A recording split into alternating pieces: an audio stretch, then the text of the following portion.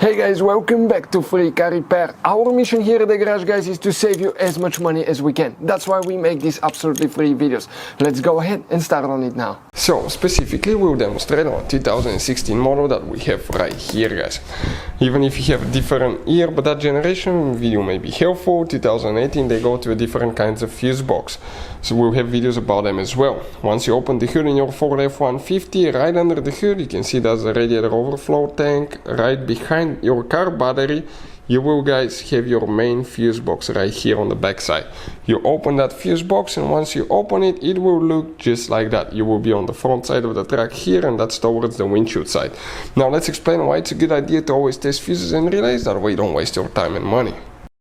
So let me explain why it's super important, guys, to test fuses. Fuses, not often you can see if they're burnt or they're good. Sometimes they may seem perfectly fine, you think it's a good fuse, you put it back in, and you end up spending money and time on parts and problems that do not exist, guys, when all you had to do, test your fuse, find out it's bad, replace it, fix your problem. So we will have a video how to test a fuse, okay, different kinds of fuses, and how to test relays, guys. We're going to put the link in the description of the video below, specifically to that video. Please check it out.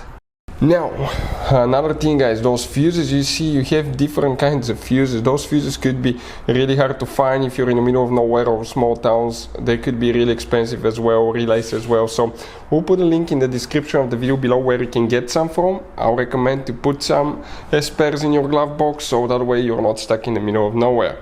The fuse for the sound amplifier and the subwoofer, guys, okay, will be in that fuse panel right here. If you come in that fuse panel and you come in that row right there, will be the fuse on the very bottom. We're talking about that 20 amp fuse that you need to check.